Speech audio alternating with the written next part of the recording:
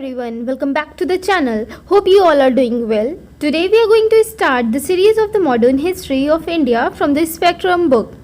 Basically, we will be completing the Spectrum book with its fullest in this video.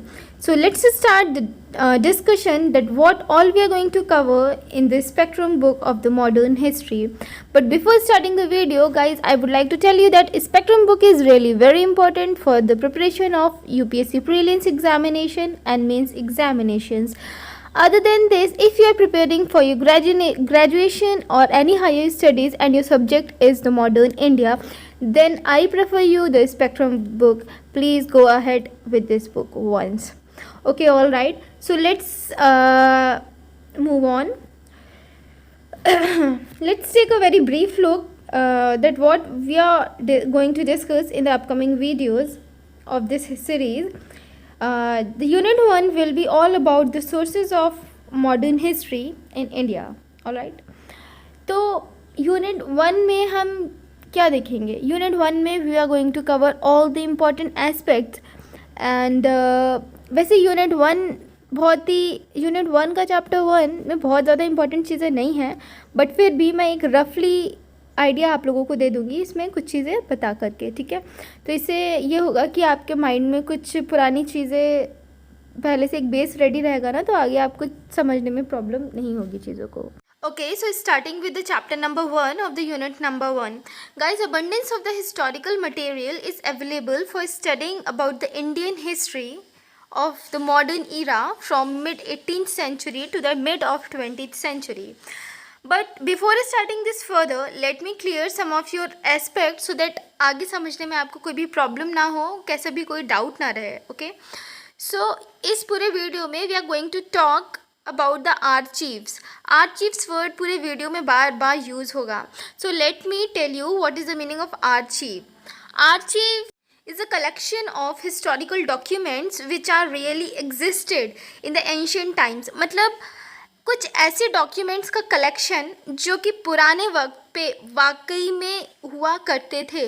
कोई भी handmade documents नहीं है, वो किसी ने खुद से लिखे नहीं है, किसी ने खुद से ड्रॉ नहीं किए हैं. वो ऐसे डॉक्यूमेंट्स हैं जो वाकई में एग्जिस्ट किया करते थे एंशिएंट टाइम्स पे. Okay, These documents also include some government documents and memoirs, biographies, travel accounts which give us interesting as well as the useful glimpse of the history of the 18th and the 19th century.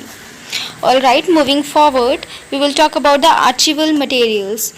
4 categories are there for the official records which were kept at that time.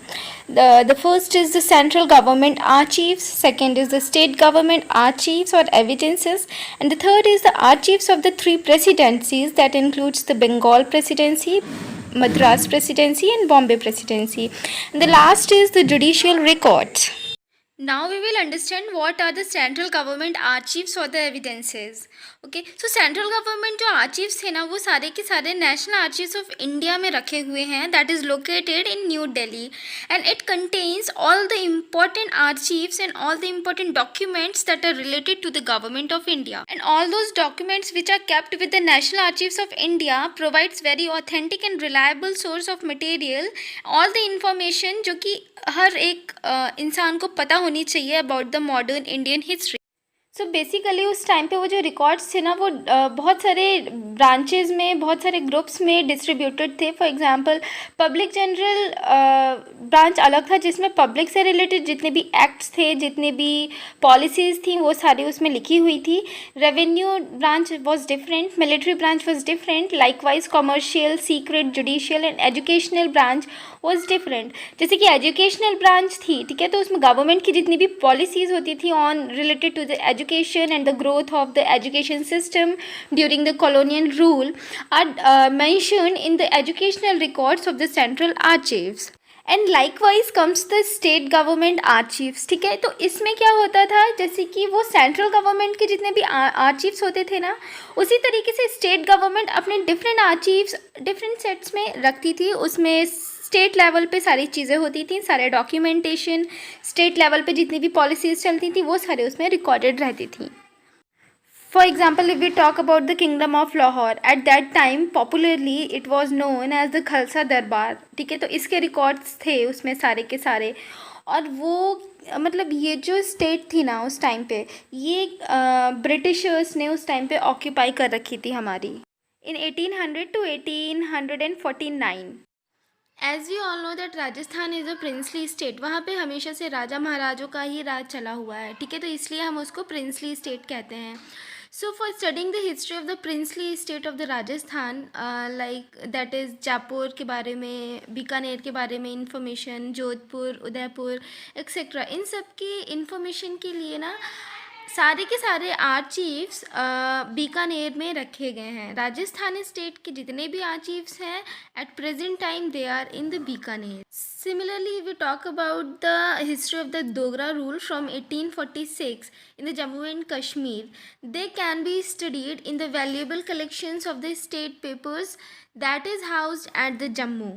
ठीक है, इसके सारे important papers Jammu में रखे हुए हैं आज भी.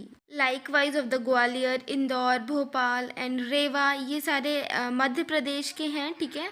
तो ये सब त्रंबकोर और कोचीन में रखे गए हैं in the Kerala.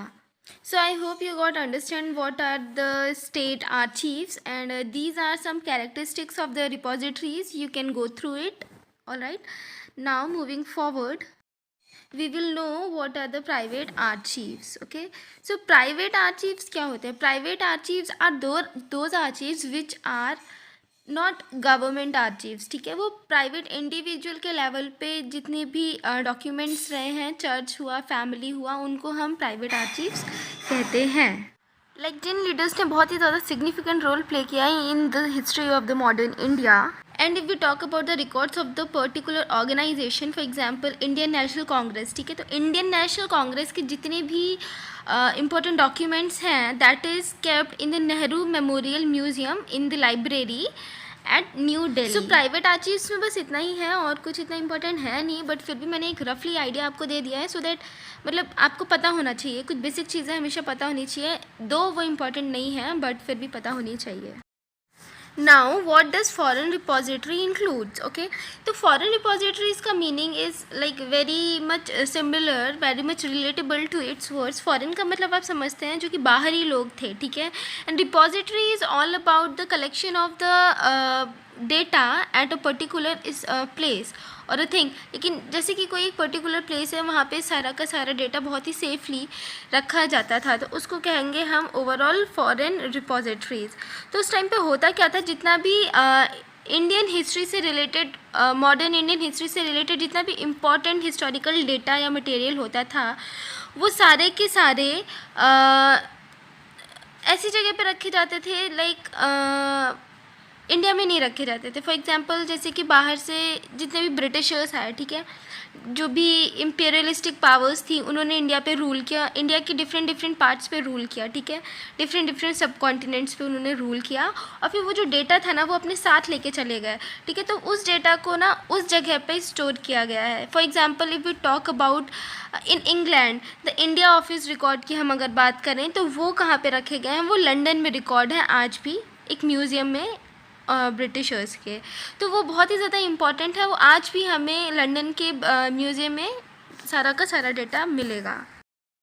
Now we talk about the biographies and memoirs. So many travelers and the traders of the foreign countries and the civil servants also used to come to the India, ठीक है. तो what they do, उस time पे वो बहुत सारे अपने accounts, बहुत सारे एक्सपीरियंसेस इंडिया में ही छोड़ जाते थे about the various impressions on the various parts of India. तो वो जो उनके डॉक्यूमेंट्स है, जो भी अकाउंट्स थे ना, दैट वो very important for us, for each and every of the individual to know about the history of the modern India. For example bishop Heber's का एक जर्नल छूटा हुआ है that is very much important. तो उसमें उन्होंने क्या लिखा है? उसमें इन्होंने हिंदू मैनर्स और कस्टम्स के बारे में बहुत कुछ लिखा है, बहुत अच्छी अच्छी चीज़ें लिखी हैं that provide us a very useful information on the social economic lifes of the India during the period of the Indian powers और the rise of the Britishers.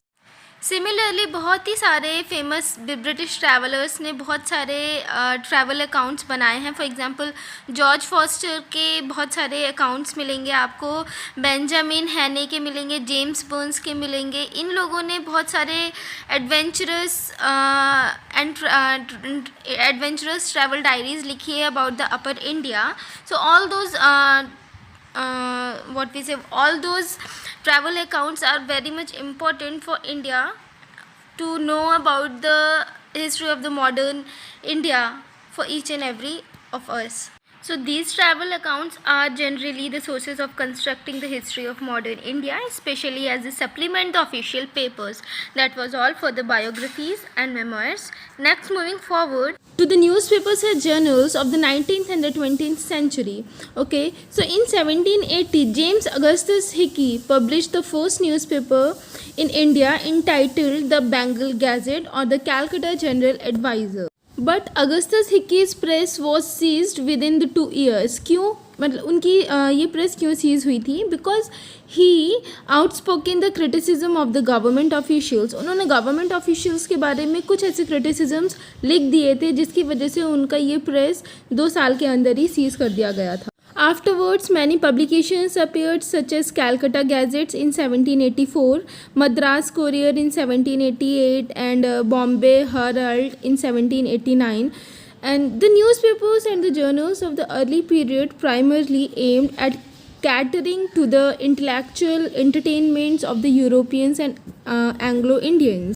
But from the second half of the 19th century के second half से powerful newspapers आना start हो गए थे, जो कि बहुत ही ज़्यादा पावरफुल पब्लिकेशन से आते थे. फियरलेस जर्नलिस्ट उनको बनाते थे. Interestingly near by 1/3 of the founding fathers of the Indian National Congress in 1885 were journalist. तो उनकी जो पॉपुलर पब्लिकेशंस थी दैट वर द हिंदू. ठीक है, the Hindu under the editorship of Subramaniam Iyer, हम सबको ही पता है.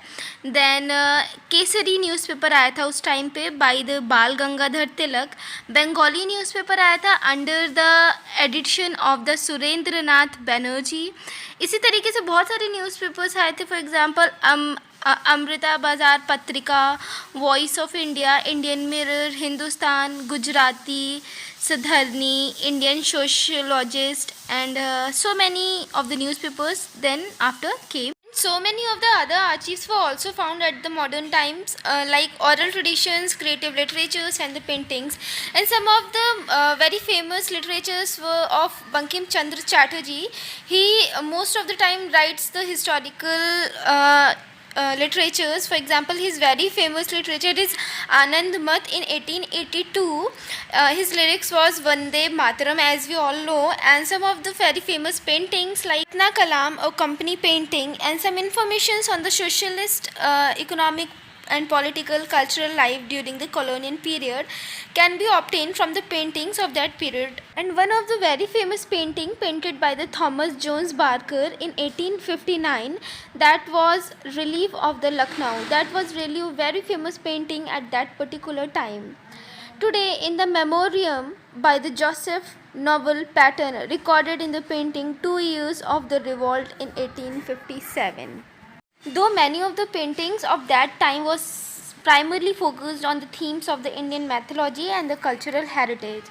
So that was all for the today's video. I hope you liked the video, and if you liked it then please like, comment and subscribe to my channel, and don't forget to press that bell icon below for the upcoming notifications. And yeah guys, stay tuned for the upcoming video that would be on the next unit, Advent of the Europeans in the India. Thank you.